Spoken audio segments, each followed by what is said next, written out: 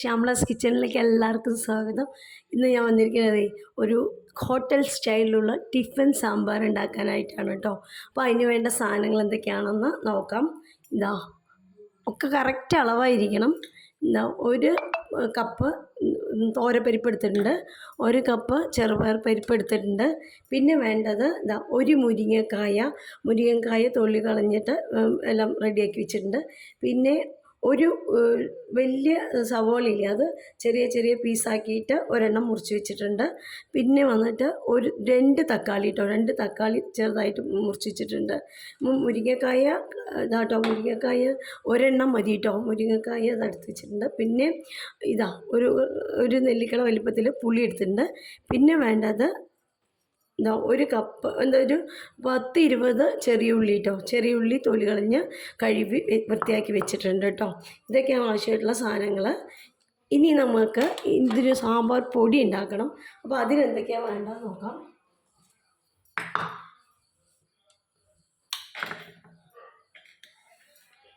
ഇതാട്ടോ കുറച്ച് 5-8 മുളകുണ്ട് കേട്ടോ.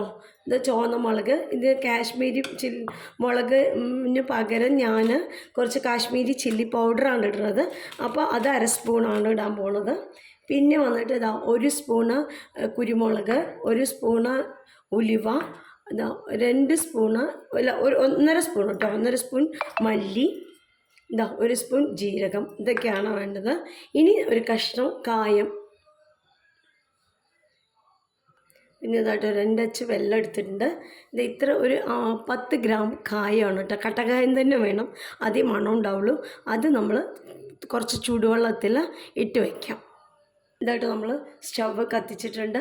ഇതാ ഒരു കുക്കർ വെച്ചിട്ടുണ്ട്. കുക്കറിൽ നമ്മൾ 2 പരിപ്പും കഴുകിയിട്ട് അതിലിട്ടിട്ടുണ്ട്. ഇനി നമ്മൾ എടുത്ത് വെച്ചിരിക്കുന്ന ഉള്ളിയും അതേപോലെ തന്നെ മുരിങ്ങക്കായ കേട്ടോ, അതും ഇതിലേക്ക് ഇട്ടിട്ടുണ്ട്. എന്നിട്ട് ആവശ്യത്തിന് വെള്ളം ഒഴിക്കുക. അത് വേവാനുള്ള വെള്ളം കേട്ടോ. എന്നിട്ട് 4 വിസിലെടുക്കണം.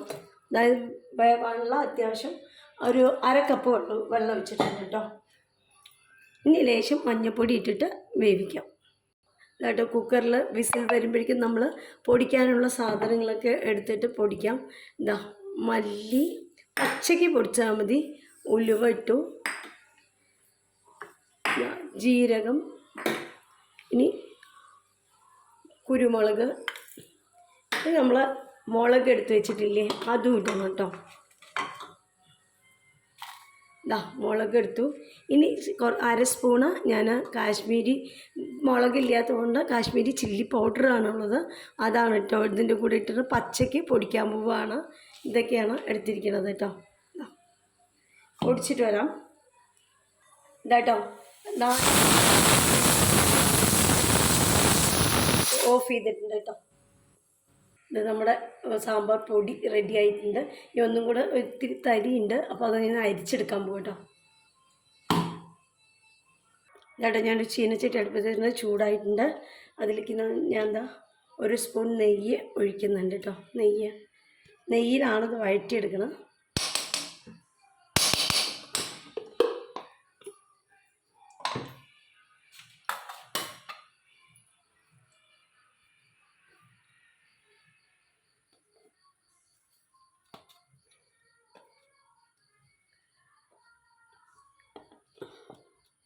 നെയ്യിലേക്ക് ഞാൻ തക്കാളി ഇട്ട് കൊടുക്കുന്നുണ്ട്.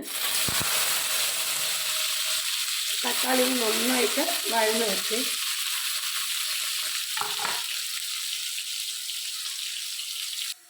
എന്നിട്ട് അതിലോട്ട് ഞാൻ കുറച്ച് മല്ലിയിലയും കൂടി ഇടുന്നുണ്ട്.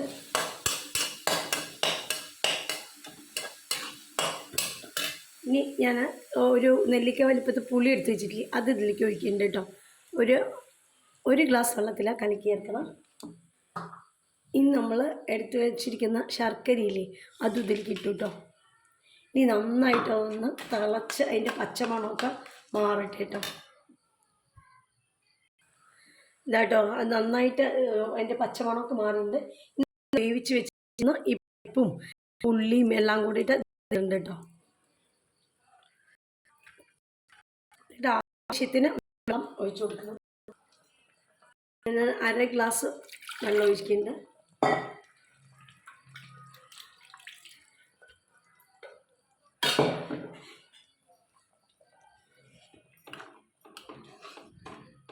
നന്നായിട്ട് ഇതൊന്ന് തിളച്ച് വരണം. അതിന് ഉപ്പിട്ട് കൊടുക്കാം കേട്ടോ.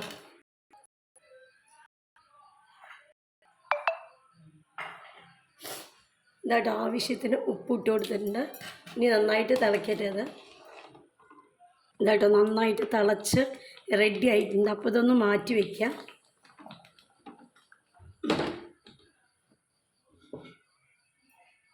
ഇനി നമ്മൾ ഒരു പാൻ വെച്ചിട്ടുണ്ട്, അതൊന്ന് ചൂടാവട്ടെ. ഇതാട്ടോ ചൂടായിട്ടുണ്ട് പാന്. നല്ലെണ്ണയാണ് കേട്ടോ ഒഴിക്കണം. നല്ലെണ്ണയോ കടലെണ്ണയോ അങ്ങനെ വെളിച്ചെണ്ണയല്ല, ഞാനെപ്പോഴും നല്ലെണ്ണയാണ് ഒഴിക്കാറ്. ഈ നല്ലെണ്ണ ഒരു കുറച്ച് അധികം വേണം കേട്ടോ. 2 ടേബിൾ സ്പൂൺ ഒഴിച്ചിട്ടുണ്ട്.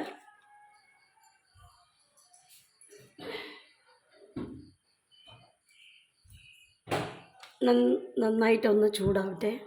എന്താട്ടോ ഇതിലേക്ക് നമ്മുടെ എടുത്ത് വെച്ചിട്ടുള്ള ഉള്ളി ഉണ്ടല്ലോ, സവോള കട്ട് ചെയ്ത് വെച്ചത്, അതൊന്ന് അതിലേക്ക് നന്നായിട്ട് ഇളക്കിയെടുക്കണം. നല്ലോണം വഴന്ന് വരണം കേട്ടോ. കളർ ചേഞ്ചൊക്കെ വന്ന് നല്ലോണം വഴന്ന് വരണം.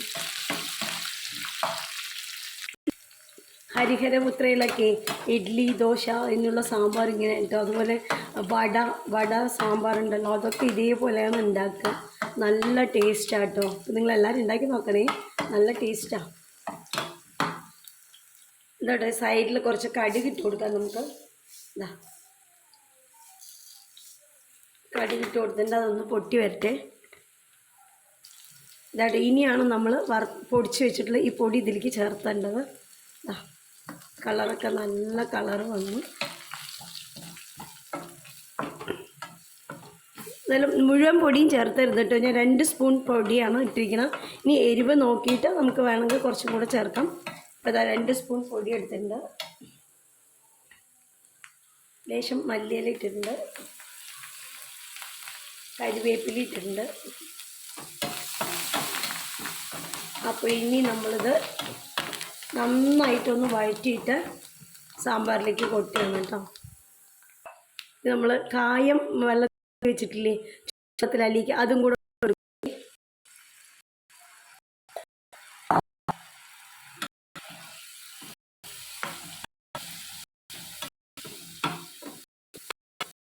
കളർ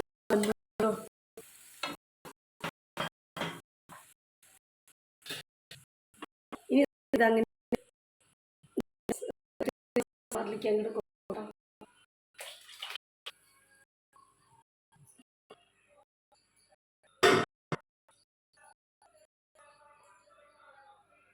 ഇതാ ഇനി നന്നായിട്ടൊന്ന് തിളക്കട്ടെ കേട്ടോ.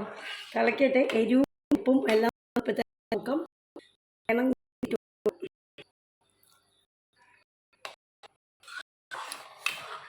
ലേശം വേണം കേട്ടോ. കേട്ടോ സാമ്പാർ എത്ര സാമ്പാർ വേണം നിങ്ങൾക്ക്, എത്ര കൊഴുപ്പ് വേണം അതനുസരിച്ചതാണ്. ഞാൻ ഇത്രയാണ് കൊഴുപ്പിൽ ഉണ്ടാക്കിയിരിക്കണം. ഇങ്ങനെയാണ് നമ്മൾ ഹോട്ടൽ സാമ്പാർ ഉണ്ടാവുക. അപ്പോൾ ഇതൊന്ന് നന്നായിട്ട് ഒരു കൊതി വന്നാൽ, ഒരു തള വന്നാൽ നിർത്താട്ടോ. ഇതാട്ടോ നമ്മുടെ സാമ്പാർ റെഡി ആയിട്ടുണ്ട്. നോക്കൂ. ഇനി ഞാൻ ആ സാമ്പാറിലേക്ക് എടുത്ത് വെച്ചിട്ടുള്ള മല്ലിയില കട്ട് ചെയ്തിട്ട് അതിടുന്നുണ്ട് കേട്ടോ. മല്ലിയില ഇട്ടു. ഇനി നമ്മൾ അതിൻ്റെ മീതെ ലേശം ഒരു 1/2 സ്പൂണ് നെയ്യും കൂടെ ഇട്ട് കൊടുത്താൽ നമ്മുടെ സാമ്പാർ റെഡി.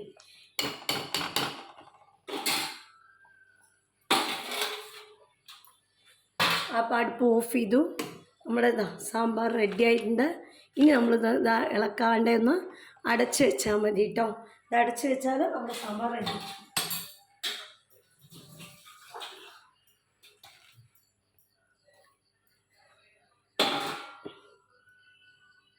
എല്ലാവരും ഉണ്ടാക്കി നോക്കണേ. അടിപൊളി സാമ്പാറാണ്. ഹോട്ടൽ സ്റ്റൈലിൽ അതേപോലെ തന്നെയുണ്ട് ഈ സാമ്പാർ. ഇഡ്ഡലി, ദോശ, ഞങ്ങൾക്കിന്ന് ഇഡ്ഡലിയാണ്, ഇഡ്ഡലിയുടെ പോകണം കേട്ടോ. സൂപ്പറാണ്. നോക്കിയോളൂ, എല്ലാവരും ഉണ്ടാക്കി നോക്കണം. പിന്നെ ഇഡ്ഡലി ദോശയ്ക്ക് മാത്രമല്ല വട അതൊക്കെ ഉണ്ടാക്കുമ്പോൾ ഇത് നന്നായിരിക്കും. നമ്മൾ അളവ് കൂട്ടണം കേട്ടോ. പൊടിയുടെ അളവാണ് വെച്ചാലും ഇൻഗ്രീഡിയൻസ് എല്ലാം തന്നെ നമ്മൾ എത്ര സാമ്പാർ ഉണ്ടാക്കണം അതനുസരിച്ച് ആ അളവ് കൂട്ടിയെടുക്കണം എന്ന് മാത്രം. പക്ഷേ അളവ് തെറ്റരുത്. ഒരേ അളവിൽ ടൈമിലാണെങ്കിൽ ഈ ടേസ്റ്റ് വരുള്ളൂ. അപ്പോൾ ഇതാണ് നമ്മുടെ സംഭാരം. അപ്പോൾ നമ്മുടെ ചാനൽ ആദ്യമായിട്ട് കാണുകയാണെങ്കിൽ എല്ലാവരും ഒന്ന് സബ്സ്ക്രൈബ് ചെയ്ത് കാണാൻ നോക്കുക, ലൈക്ക് ചെയ്യുക, ഷെയർ ചെയ്യുക. താങ്ക്